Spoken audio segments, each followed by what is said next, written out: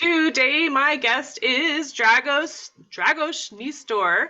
Dragos is in England, and he's in London. You're in London, right? I am indeed. And and he has several businesses, at least two for now, but many to come. The main one right now is called 𝗠𝗶𝗲𝗀𝘁. But Dragos, thank you so much for being here. I'm so thrilled to learn all about everything that you've got going on because you have a lot. Amy, I'm very happy to be here. You are a serial entrepreneur. Yes, I think I can be named a serial entrepreneur. and a sustainable entrepreneur at that, which is very cool. So 𝗠𝗶𝗲𝗀𝘀𝘁. Tell us about 𝗠𝗶𝗶𝗲𝗀𝘀𝘁. So 𝗠𝗶𝗶𝗲𝗀𝘀𝘁 was born about 5 years ago as an idea. I come from a very long line of beekeepers from Romania. Personally, I have grown up in Italy since a young boy, and I always went back home to Romania to spend as much time with the bees and in the middle of the nature as possible. And every time I was going back home, I was seeing my grandparents and often my dad as well working with the bees.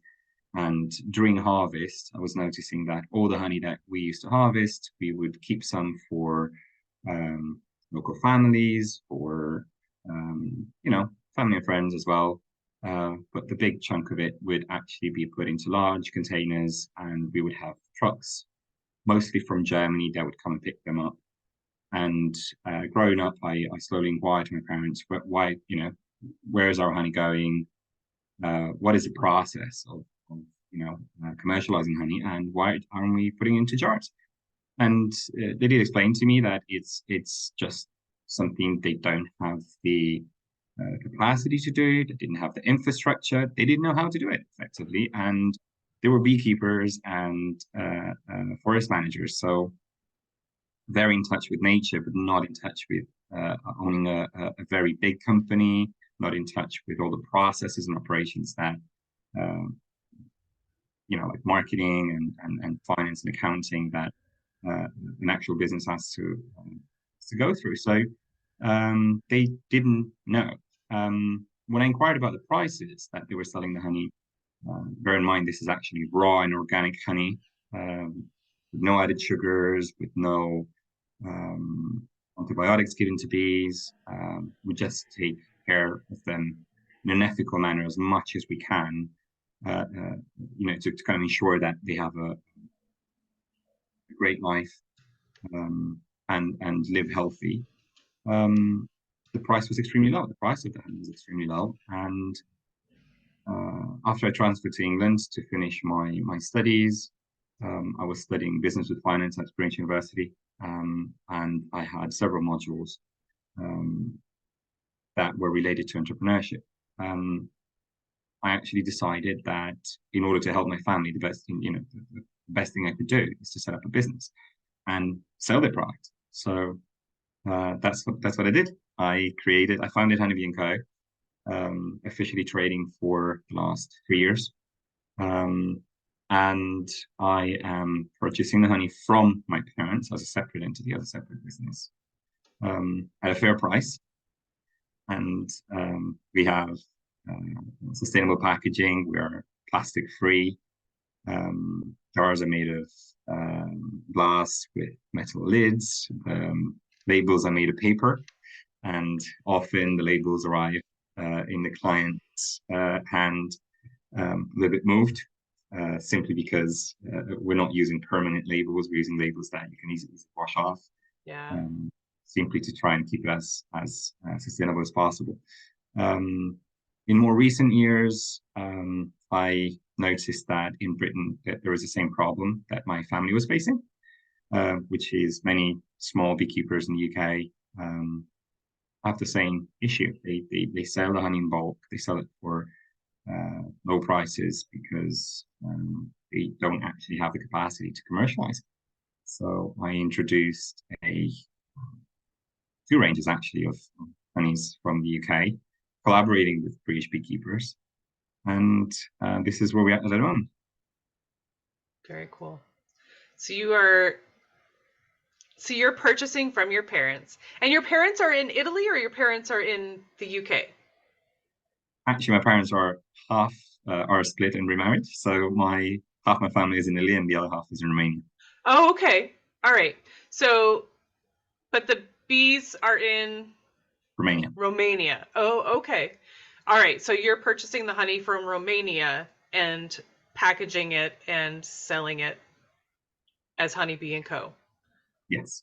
Awesome. That's very cool. And making them good money. Trying. Fair price. Fair price, yes. Better than they were making before. Better than they were making before, definitely. And you're making money too. That's awesome. And okay. And you're doing the same for the local beekeepers. Absolutely. Which is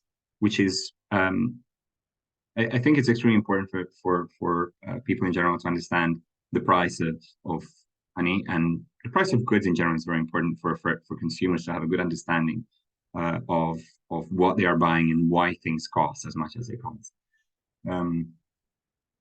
Personally, working with small beekeepers and mid-sized companies, that I do know a few beekeepers that have 200, 300 hives, and I would probably classify them as mid-size. Even if they do have the facilities to take care of the bees and extract all of that honey, they still cannot sell the honey at a price That that is a would. lot of bees. That is a lot of bees. That's a lot of bees. Our family actually has about that much. We are talking about Oh my that kind of quantity. gosh. That even those companies sell the honey at a price where the supermarket cost of the honey is not justified. In general, not many supermarkets offer a honey that where you can actually explain the price. And I think this is the key point about our business, and trying to help beekeepers. Hmm. Wow. Um, that's amazing. I can't even imagine that. I can't even imagine that many bees. Holy moly. And then, but you, so, oh my goodness, that's just a lot of bees. Um, so these folks, the local folks in the UK that you are talking to, you said that they do like farmers markets and, local markets and stuff like that, but they're not, sorry, I'm trying to get out of the sun. They're not selling at a really fair price for themselves. They don't, unfortunately, and it's extremely hard. They need a new market. They would probably need a new business idea, by the way, new Whole Foods just for honeys, for example, where you could actually go and buy high quality honey, raw honey by definition, organic honey, natural honey, not pure for many reasons. There are so many words that are used to describe honey that people don't know about. They think, organic, pure, natural, all the same. Raw is all the same, but it's Right. actually not. There's massive key differences there. But yes, they would all need an outlet to sell their honeys, and unfortunately, there is no such outlet. None that I know of anywhere. You might find some supermarkets that might sell some local honey producers' honey, which is great, which is what everyone should do. But it's not the case. There are rare cases when it's actually Right. Well, and if they're mixed in with the things that are, there are so many items that are if you're shopping at the supermarket or whatever, there are some that are watered down, or they're I don't know the lingo, but they're mixed in with other things or whatever, but they're still called natural or raw or local or whatever. But they're less expensive. People are not going to go for the pure stuff because it's more expensive. If something looks the same and let's just go through one example, right? So let's imagine that you have 50 hives of bees in a on the edge of a forest. And instead of the bees actually going when the florist is bloomed to collect all the honey, and then you have to wait 3 to 5 days for the honey to actually be in the combs, and then you have to wait 1 to 2 weeks for the honeycombs to be capped and for the wax to take in all the water from the honey to put it down to a concentration level that actually allows it not to ferment and not be diluted at all, and to resist, thousands of years. Instead of doing that, imagine that we just buy some extremely cheap corn syrup, ridiculously cheap corn syrup. It's cents per kilogram. It's ridiculously cheap. And we just mix it with a lot of water, and we just put it in front of the hives. Yes, the bees will process it, but they will not fly anywhere. They will process it extremely quickly.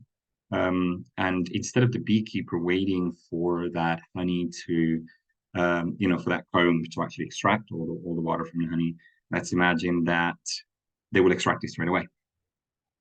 So the water content is actually going to be quite high, and then you will have a very large quantity of honey, non-honey.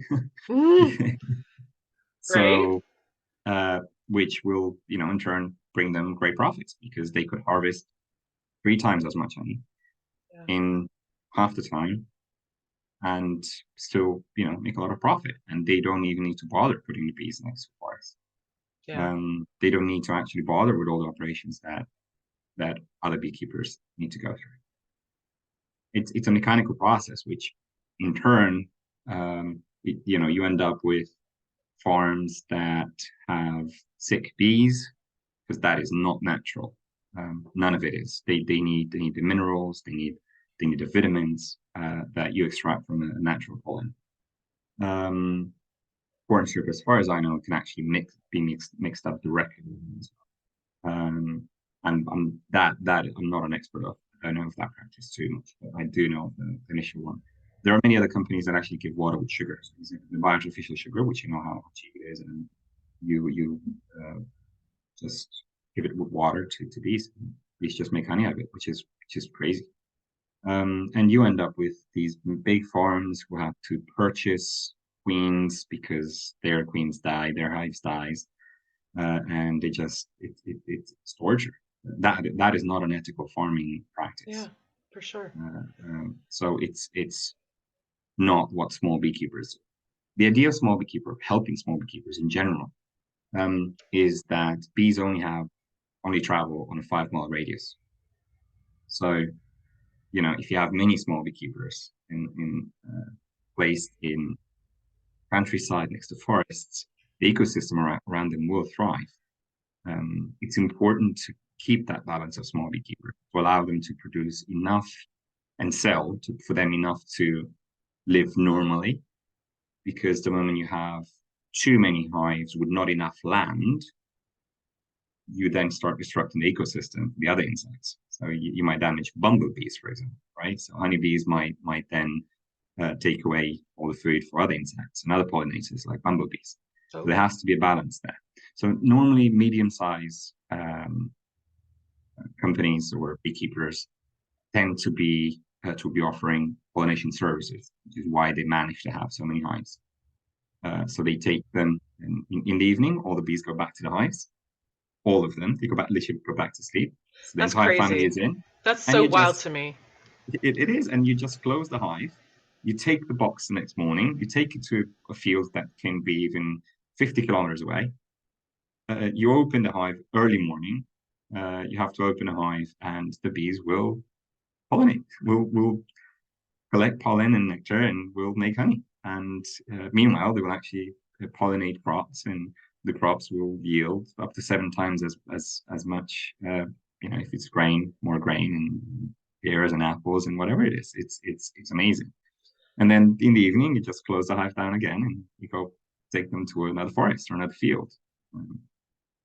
It's really the coolest thing that having honeybees around makes everything. It really makes everything better. I'm scared of bees. To be totally honest, I'm scared of bees. But there's a beekeeper about a quarter mile away from me, and we're friends. And I'm pretty sure that her bees are at my house during the day. and that's cool. Like they're on my catnip and my mint, and I don't think that they're doing anything for my vegetable garden, but my catnip and my mint are doing great. But it's It so depends cool. on the It's so species. cool. I mean, she's got amazing flowers. But is that why? I mean, so a lot of beekeepers have a lot of flowers. Is that like, do they kind of go together? Um, Normally, yes, because obviously you cannot feed if you don't have enough flowers during spring and summer, mainly. Um, and there has to be a ratio. Let's put it this way: you need for X amount of bees, you need X amount of flowers, X amount of land with they need to collect nectar. So Right. let's say if in the spring when all the flowers bloom, there is a very bad storm with hail and all the flowers are knocked down and all the pollen is washed away, which happens, it often happens, then those bees are actually going to be in danger. So those are years where we don't really collect much honey because they need to have enough for themselves to live and be Hmm. healthy. So we Right. will let them go wild. We will let them keep the honey for the summer. We'll make sure for them not to swarm more than once a year. Um, because if the hive has sufficient honey in the spring, the hive is just all the combs are full with honey. What the hive will do is actually create a new queen, and the hive will then separate because there is enough honey for the swarm to duplicate. It's extremely dangerous in populated areas. But there's also a lot of education around it in terms of if you see a swarm, don't panic. They're brand new bees, the babies. They're ready to go out there. They're a new family. They're very young. They're not there to attack you. They're actually looking for a house. And you just have to call a beekeeper, and they will come and take them away gladly. And they will just give them a home and um, mitigate that risk. But that's kind of how it happens. In terms of ourselves, we own about very close to 100 hectares of acacia forests as a family. So not as my business, but as our family. And the beautiful thing about acacia is that when it blooms, there's not many other flowers around it. So that's why we guarantee that our acacia honey is monoflower, 100%. Hmm. Um, it's just beautiful. The forest becomes completely white. It's a different species of acacia. It's fake acacia, actually, because in the UK, the acacia trees, most of them are yellow flowered, Oh. and the ones in Romania are white. But there are about 1,200 species of acacia trees around the world. Um, Oh, it's very interesting. what is acacia? That sounds really familiar to me. Is it a native tree to you where you are? It is a native. It is you can find it everywhere in the world. I don't think there's many continents that don't have acacia trees. It's Hmm. just the structure of it is completely different. So if you would look at a Romanian acacia tree or an African acacia tree, you would not say they're the same tree. They're completely different Oh, okay. structure, but they are the same tree. They're the same type of wood, and the flowers are completely different. Okay. The honey tastes different tree by tree, which is extremely interesting if you think about the tree that has 1,200 um, That is so cool. I just think, I mean, like I said, I'm scared of bees, and yeah, I'm scared of bees. But it's so cool to me how different everything is depending on location, depending on flowers, depending on everything. Like everything is different. Like it's imagine like fingerprints or it is snowflakes. just imagine that flowers actually evolved with bees. Bees are, all the other pollinators as well, but bees are the main insects that evolved for around 160 million years with this is just bees and flowers have this mutual relationship that is absolutely incredible. Flowers have the colors that they have and the perfume that they have so that bees can be attracted to them. They Mm. have um, basically, I forgot which one's charged negative and which one's positive, but pollen is charged, I think, negative, and the bee's hair, because of the flight, is actually charged positive. So when the bee lands on the flower, the negative and positive particles kind of attract each other. So you have pollen actually attaching itself on the bee's legs and body, Oh, and right. Yeah. which Okay. is incredible. Some of it, the one on the legs, it's actually they put it there, but the rest of the pollen on their body is actually just It sticks. it sticks, and this is a mutual evolution. It's Wild. just absolutely incredible.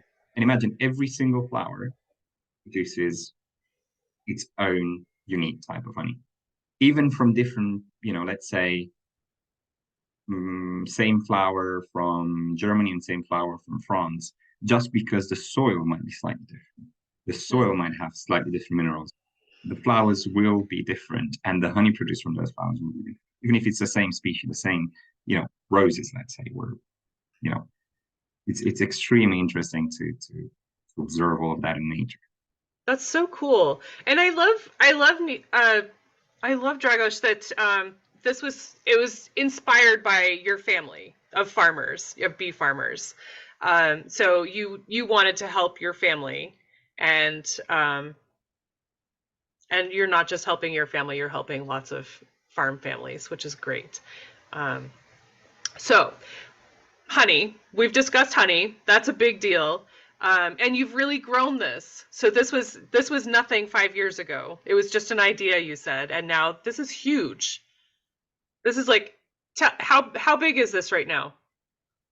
We are selling in the United Kingdom, all over the United Kingdom for a time being. We are planning to open international within the next 4 to 5 months. So um, we do have many requests from the United States and Japan, really enough. Even if it's so far away, Japan is the furthest we can go. And Nice. we do have a lot of requests. So we are looking forward to opening international. We've had many requests from Saudi Arabia as well, which they just want to try probably. Many clients are just curious to try English honey or Romanian honey. And yeah, we're definitely on the right path That's so to exciting. yes, it is indeed. To start from nothing. I mean, just your family's honey and wanting to just make that a little bit better and do a little bit better, and you're going to be in Saudi Arabia, man, and I hope Japan so. I hope and the so. It's US. especially the US. I really want to get to the US market. We speak with many people from the United States, many customers that would like to purchase our honey.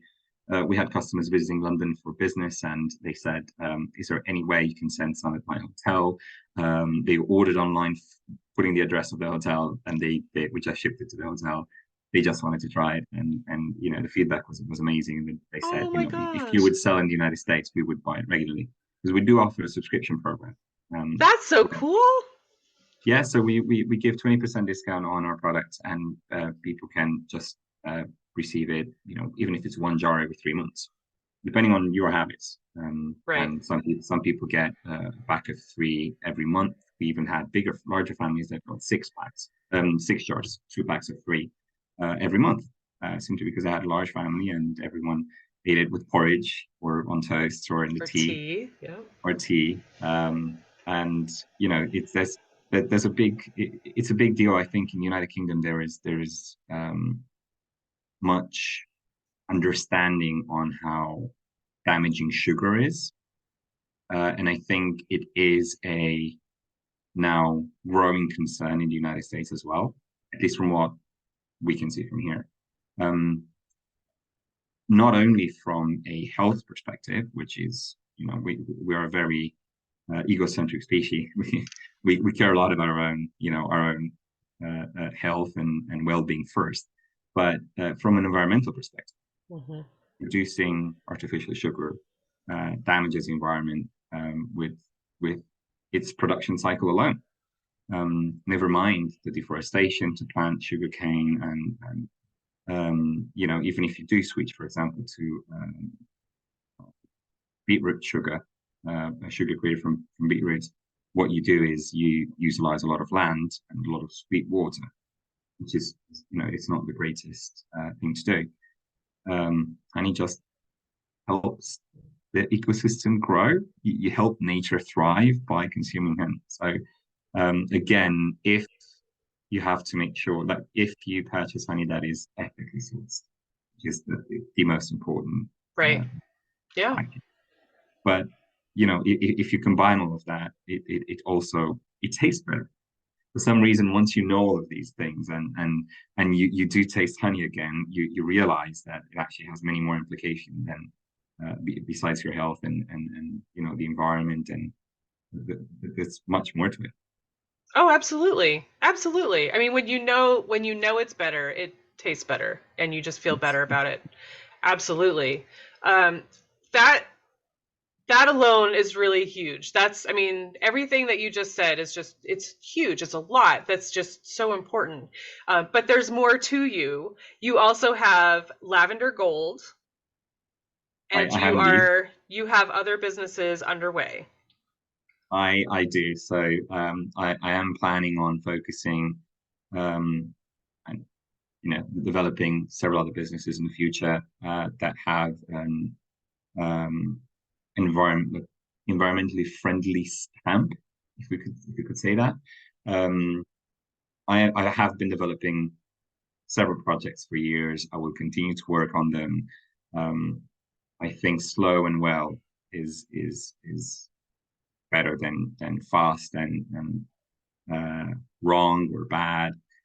Yes, lessons are important, but I have seen friends with businesses that they rushed into opening, and Sure. they would have been great businesses that would have helped a lot of people, and they would have helped the environment as well. But because they rushed, the business failed. They've made two big mistakes with that. The business failed, and that business is now not, probably is never going to happen again. Or someone else will try to mitigate the same problems. But these people that were extremely passionate about opening these businesses rushed into it and failed. So I'm thinking to take everything very slowly, and once I feel ready, both economically and knowledge-wise, I hope to be able to open them. Lavender Gold is a business that was recently opened. A very dear family friend decided to invest in Moldavia to buy land and plant lavender. He opened his own lavender farm, which is about 5 hectares of lavender farm. Beautiful farms, Oh my as long as you gosh. can see with the eyes. It's lavender fields everywhere. That came actually for his passion, believe it or not, for perfumes and odors and smells. And I had a lot of appreciation for what he was trying to do. So we worked together on actually creating some products that people could purchase as well. So we sell essential oil, and for the time being, we only have pillow sprays and hand sanitizers. There are many other products in development. It is an Italian company, so all the manufacturing process is in Italy, in Rome, and we import it in the UK. For the time being, we're the only two countries that sell this product. But the lavender is 100% pure. Everything is the farm is ethically certified as well. They do pay good wages. We were discussing sustainability a while back, and it's important to understand what sustainability means. And sustainability is not just having plastic-free packaging or taking care of the bees or taking care of the fields, but it's also about the people. It's about the people. It's about the processes. It's about mental health. It's about well-being. It's about taking care of everything from A to Z, from all the parties involved, and not only the parties, the product itself as well. So good pay, good working conditions for everybody, and then there's the eco-friendly nature. It's extremely important. So at the moment, with the lavender, we're still work in progress. We're trying to find containers that are not plastic for the pillow spray and for the hand sanitizer. It's extremely hard with the hand sanitizer because it is a thick gel, and we we needed something that's feasible. It cannot be a spray, so we struggled for the time being to find something that would work. It is a work in progress, and we do think we have some new ideas, including metal, which would be an interesting choice for a product like this. But metal is recyclable, and we do think it's definitely better than plastic. We don't like this. Right. Yeah. I mean, it is so tricky because there are so many things that are, we're just so accustomed to with hand sanitizer and stuff like that, you know, pillow spray, the sprays in general, because there are so many little parts in a spray bottle. You've got the little coils and I don't know, all the little parts. So it's hard to know, you know, some things are plastic and some things are metal, and then there's like a glass ball, or I don't know, just all kinds of little parts. But it's good for you to be thinking about that and always looking to improve. Do you guys have, or does your friend have beehives at the lavender farm? We do, and we work together actually. On that. Unfortunately, lavender is extremely complicated to extract. So real lavender honey, we are thinking of commercializing it from the lavender fields. We can only make probably 80 to 100 kilograms a year, which is extremely limited editions. Yeah. I'm just thinking of the bees pollinating the lavender and making that better.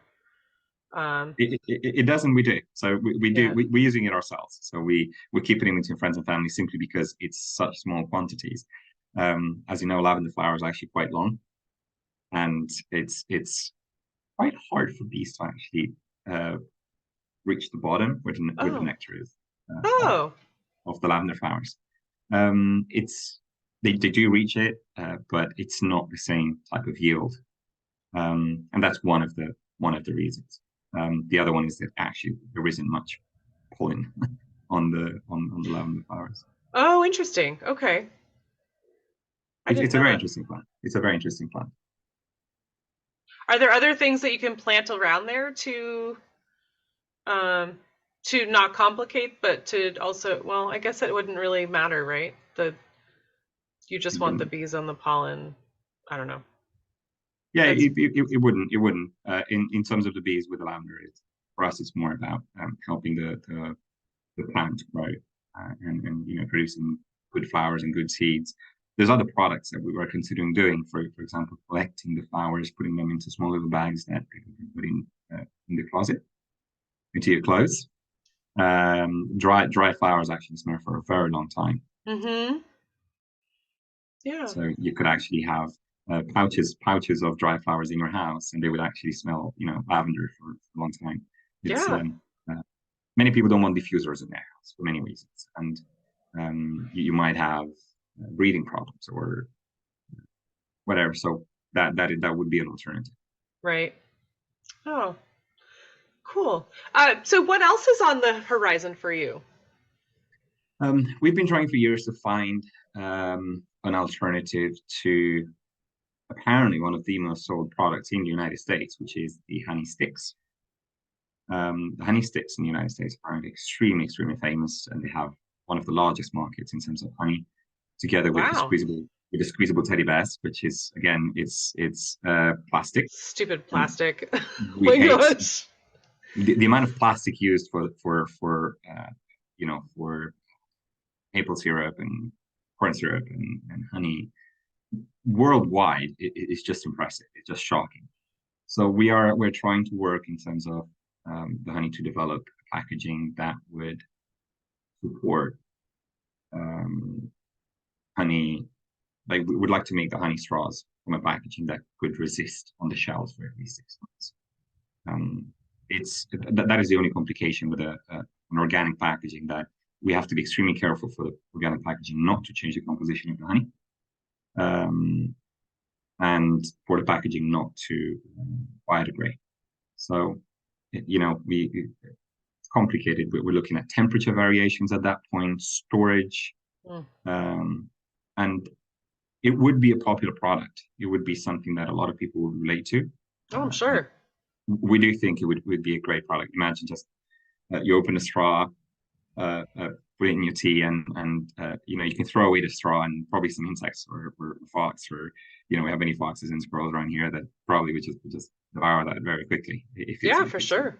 if it's organic matter. Even insects could eat it, and we would eliminate a problem. You know, we would mitigate the plastic straw problem at least. You know, it would be a step forward.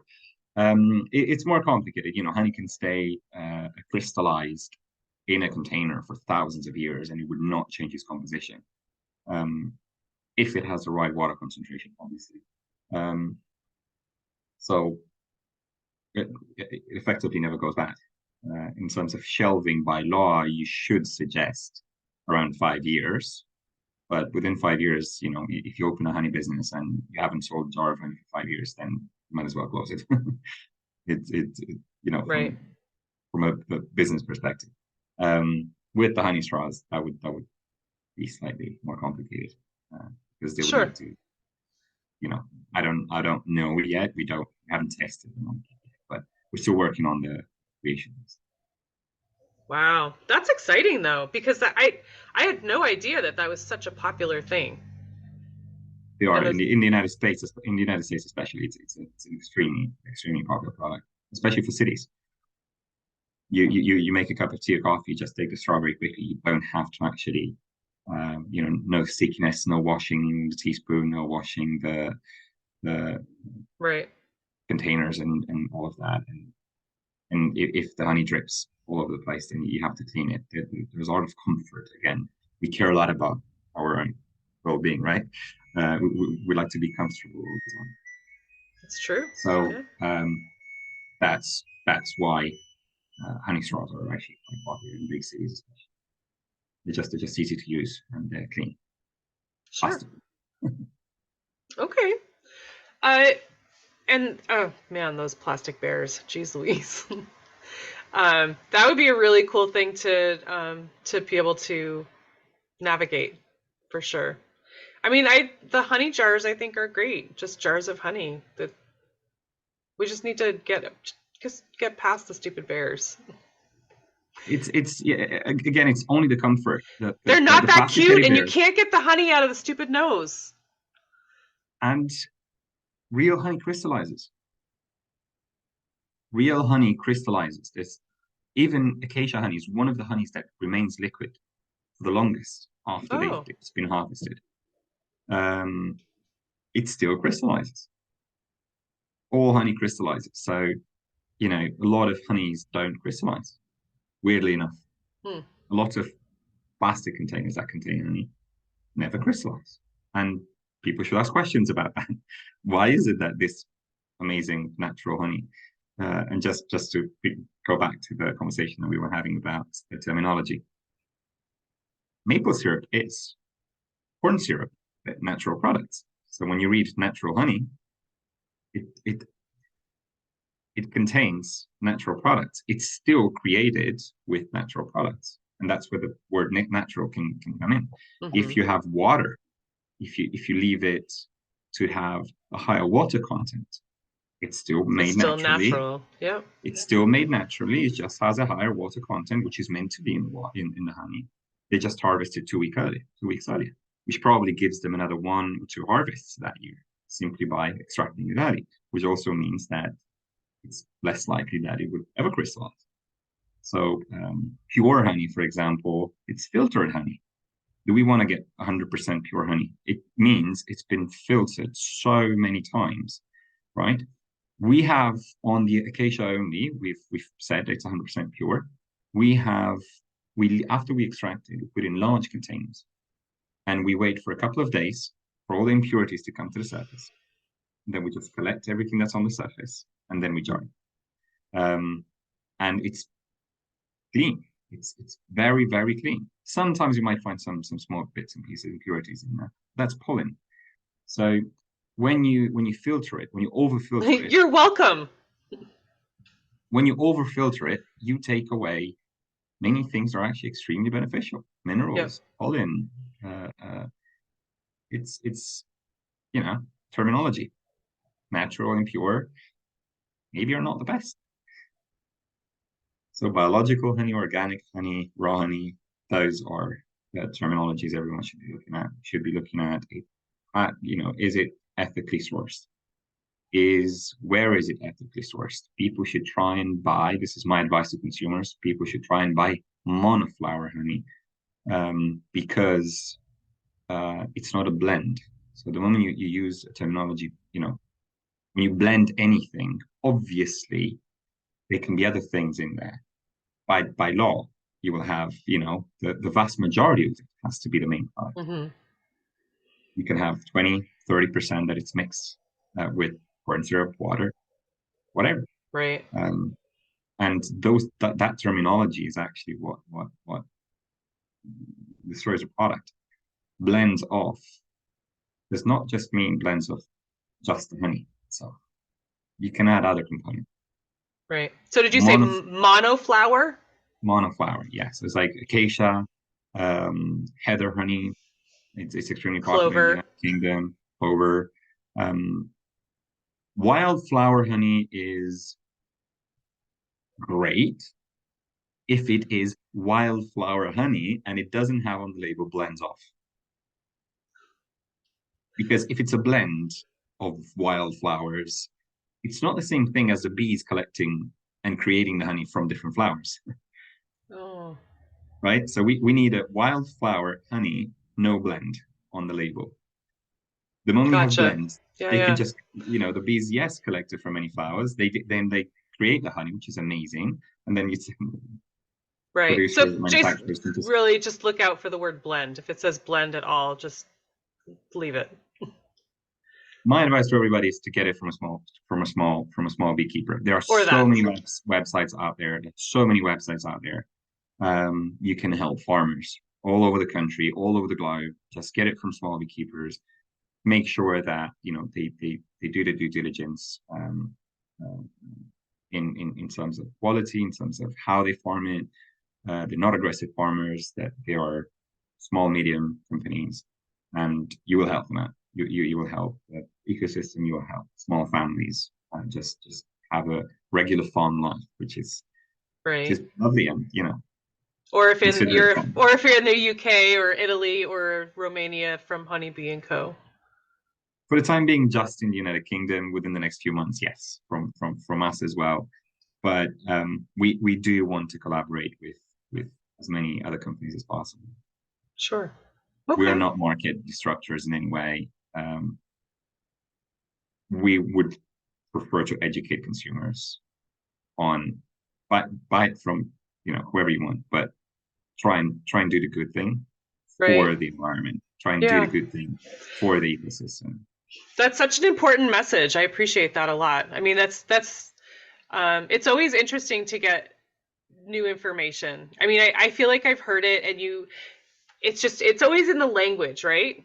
I mean, I've heard wildflower honey is good, clover honey, blah blah blah. But when you say the word blend, and then you said wildflower honey is good, but I'm like, oh my gosh, are you ruining that for me? But it's just, people kind of, can I say bastardize? Like, a good thing that it just, wildflower honey is good, but when you add all the other stuff and you say wildflower honey, but it's got all these other things in it to kind of dilute it, it's less good.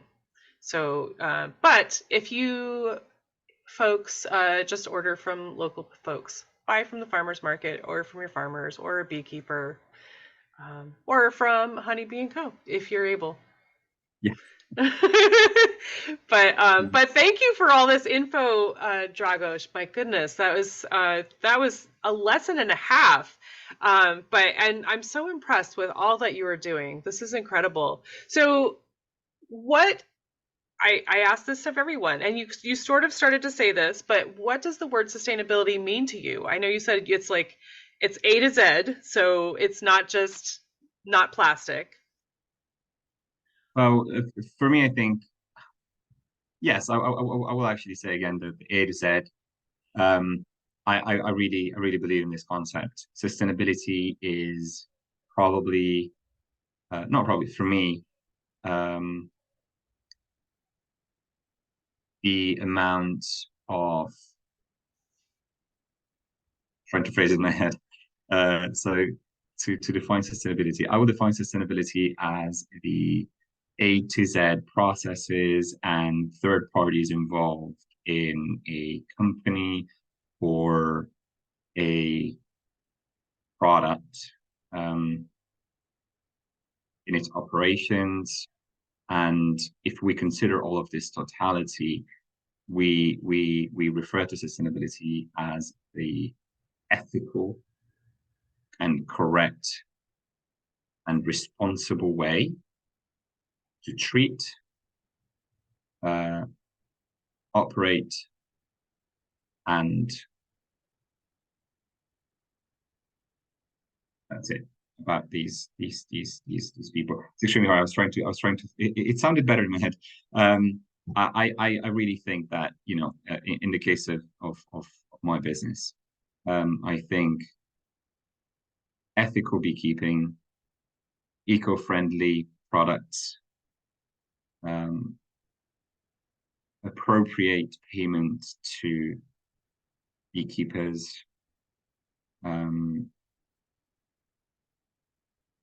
ethical operations in the day-to-day running of the business. You have to be extremely considerate, and this is, you know, again, go back to the eco-friendly, extremely considerate of not only the people but the environment. There we go. That's a good definition. To be extremely considerate, not only of the people but also of the environment. That would be a nice definition for sustainability. That's very thoughtful, and I like that. It was very, very well thought out. I mean, it's just. I did it live. I was trying to put it together live.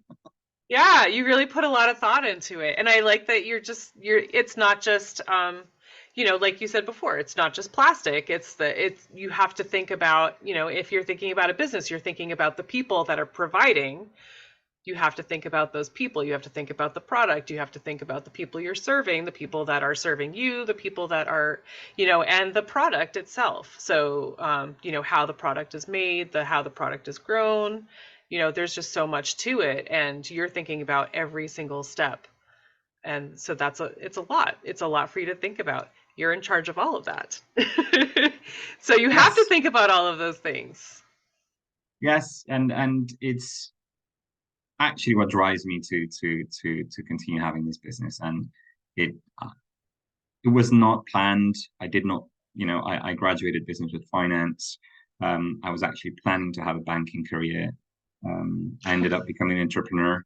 And what drives me as a businessman is the possibility to change things, to create, you know, to create something that makes change. There you go. It's, you know, putting them together to create something that has an influence, a positive influence. And I have, like you said, I do have that decision power, which is fantastic. You wake up in the morning and you can actually decide to do something else that will improve someone's life, that make a positive influence, or send out a message like your podcast. You know, people listening to these podcasts actually will learn something new, might develop an idea, and might actually be even inspired to do something that would improve someone else's life. And when I say someone else's life, again, I don't just mean people. There's much to that, right? It's a big world, and there's so many moving components. And I do believe in the butterfly effect, that if we start small and we can influence the people around us, and then we can just spread positivity, and we can just spread positive change. Heck yeah. Absolutely. Spread change. And spread goodness.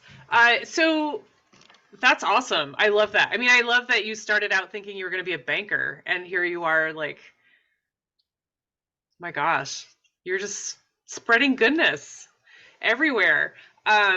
So Dragos, if somebody is wanting to get their hands on 𝗍𝗶𝗀𝘀𝘁 honey, or if they are so inspired by everything that you've said, how can they find you or follow you? I know you're on LinkedIn. Are you elsewhere, or how about a website? So the website is 𝗍𝗶𝗀𝘀𝘁.uk. regarding the end, it's A and D. So 𝗍𝗶𝗲, 𝗍𝗶𝗲.uk.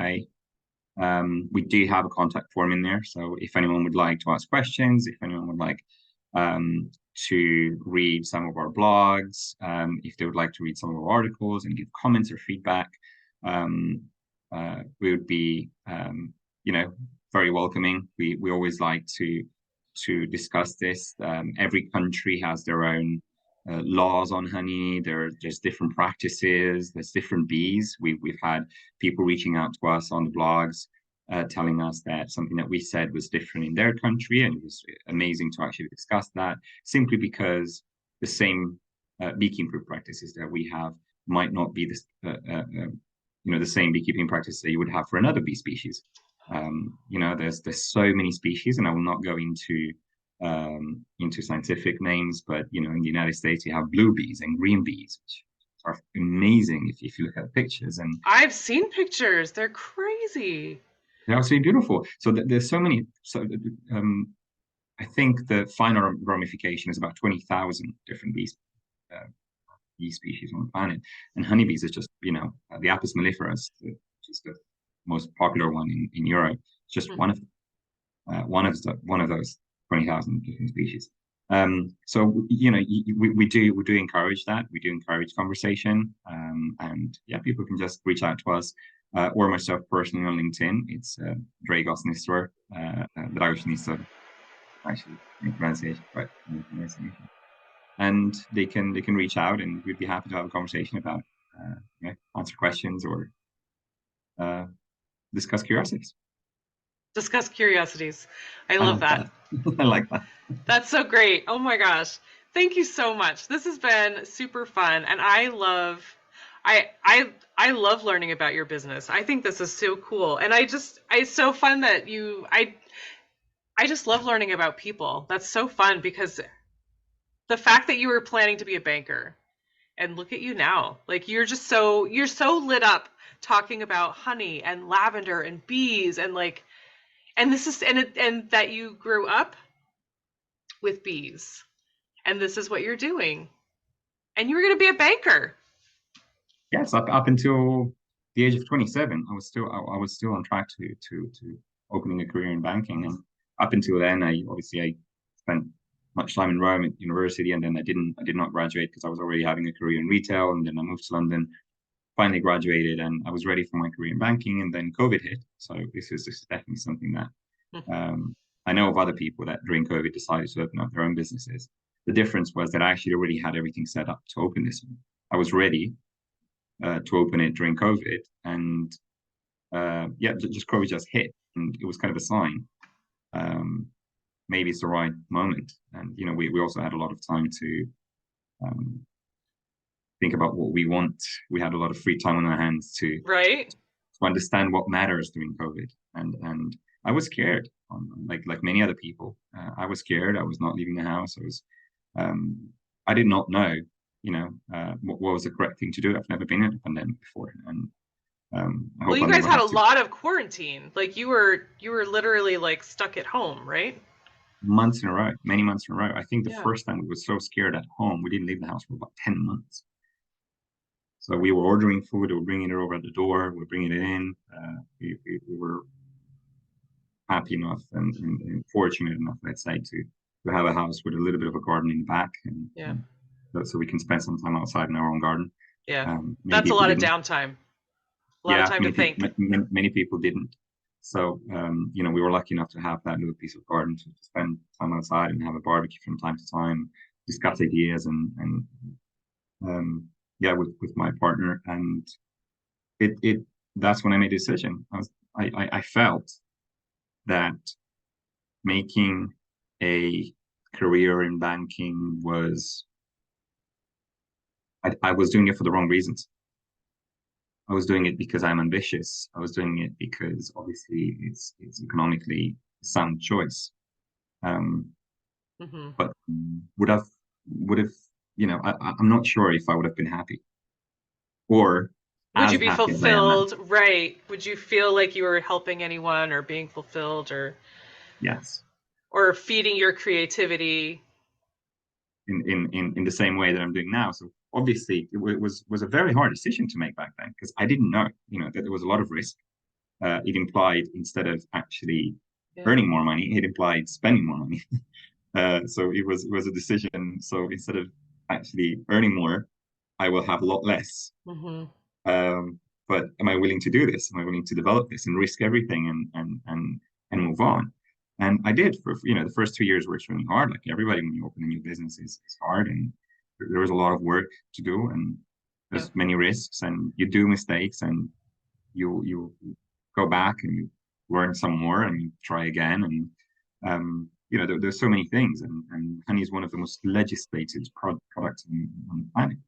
Like the United States, United Kingdom has a law that's only about honey as an individual product, not a category. Most other products are part of categories, Oh. not individual law. There is a law regarding honey. So just going through all of those studies and understanding the nuances of that and the different entities, and how all of those laws can actually coexist, and how to make sure that your product was respecting all of those laws, and making sending the right message to the consumer as well was extremely hard. Isn't that so honey, funny though, about like, to hear you say that, it just makes me think, it makes me almost laugh, because to have the US have laws about honey, where there are like chemicals in food that are banned in the UK and in Europe.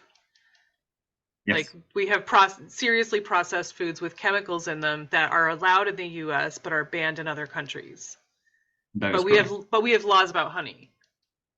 Uh, And like raw milk and stuff like that. they're not the same. They're not the same laws. Oh, I'm sure, but I'm just like, some things are seriously regulated and some things are totally like, do you know what I'm Honey saying? is regulated. Honey is regulated. What's going? What, as far as I know, and I'm trying to keep as much updated as much as I can.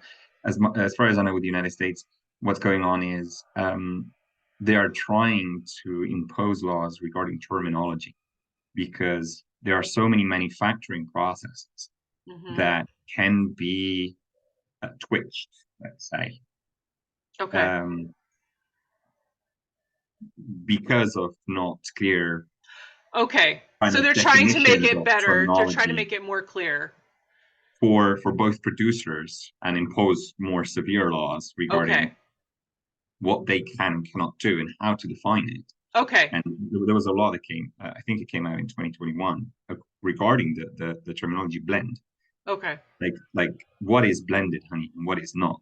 And to define it, they've better defined now the blends in the United States. What does that actually imply? Gotcha. And My the misunderstanding. consumer needs to know. The consumer needs to know what you're doing when you're It's blending true. honey. Whereas in the United Kingdom, there are many pages of legislation into very, very, very big detail about how all Wow. of this works. And it's true, it's complicated, but it's also if I'm not mistaken, it's the second or third most falsified for a long time. So it cannot be, you cannot have it as the third most falsified, and all of the honey is clear and is amazing, and people need to start asking questions about what they eat. I think it's extremely important for our own health on a day-to-day basis. You Yeah. know, Pay more attention. it's pay more attention. Diabetes is a big problem. Um, honey is not, for a person who already has diabetes, honey is not a good option either, because it contains sugar. But probably if they would have consumed honey only rather than sugar, they wouldn't have Less bad. had Yeah. diabetes. They probably wouldn't have had diabetes, because it's more natural, and it contains so many good other things that sugar doesn't. It just contains minerals and vitamins, which is crazy. Over Right. 400 different minerals and vitamins in a very small quantity, but a little bit every day helps. It improves everything. Right. Sure. I mean, yes, and as always, things in everything in moderation, right? But yeah, just don't go crazy with things, as just like everything. I eat 1 spoon of honey. So one spoon of honey a day, one actual spoon of honey a day. So it's like three teaspoons, I think. One in the morning, empty stomach, just a nice glass of water and a teaspoon of honey. It really helps your gut ecosystem effectively. It's extremely helpful.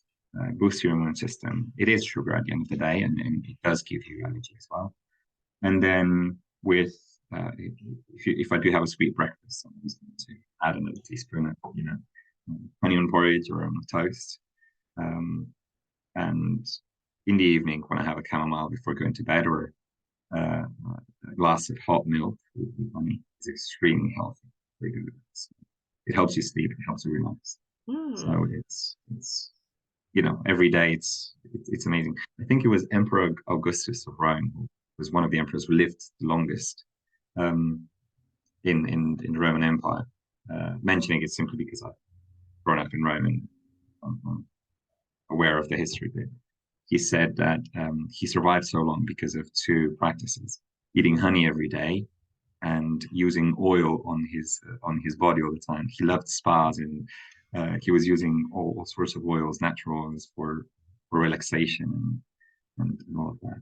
So for him, it was honey and oil, and I ended up actually selling honey and oil. How about that? Yeah, it was when I read it, it was funny because I already had the businesses, and I just read that bit, and I was like, oh my god, this is actually quite impressive. This is quite impressive. I think he died at 90 something years old. He had back then it was extremely uncommon.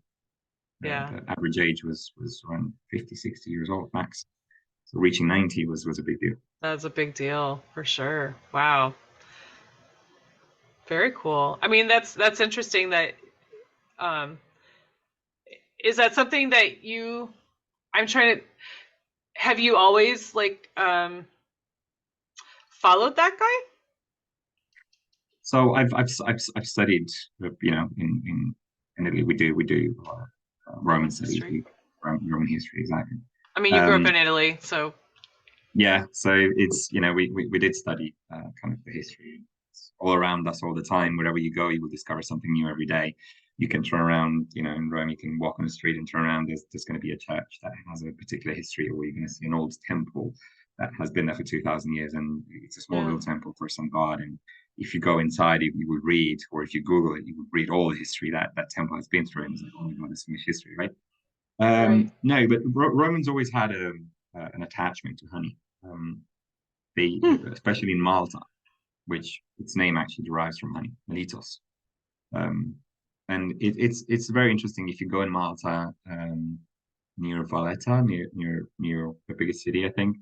There are walking paths where you can see in the rocks some little holes where Romans used to capture swarms of bees and just put them in there. Oh. And then at the end of the summer, they would take the combs full of honey, and they would have for the winter. Because honeycombs, if you think about the fact that they're with the wax, they're already stored. That's a perfect storage container. You don't need anything else with it. Right. So they would take these combs from those holes in the rocks where they were going hunting for swarms, and they would take these swarms and put them into these little holes. And yeah, during the whole summer, the bees would create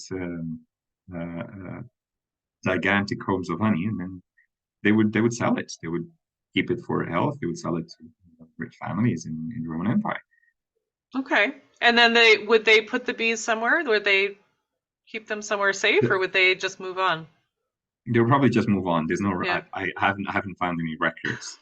I did try to read more about it, but I didn't find any records of back in the Roman Empire of actual. Right. Records. Yeah, it was a little while ago, but that's really interesting. That's cool. But so that I forget the guy's name, but that you were just quoting. Emperor Augustus. Augustus. Okay. But so is that something that you just learned, or is that something that you've always known, and then about the oil and the honey, and now you have you're put just it together realizing. Effectively. So yeah. I knew about him and his passion for honey, but I didn't know much. I didn't know exactly that he said that. And recently, I was just reading. So for me, it's a constant read. Every day, I have to educate myself more and more and more. So I was reading about it, and I was like, oh my God, this is so amazing. This is actually incredible that he actually lived so long, according to him, because of these good habits and So you've got a real connection to him. practices. Well, he was, yes, I don't want to go into the politics of the Roman Empire because Right.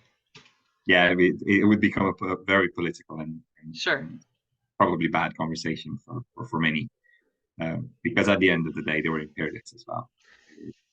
But honey and oil. The Roman society, honey and oil, exactly. Honey and oil. Got it.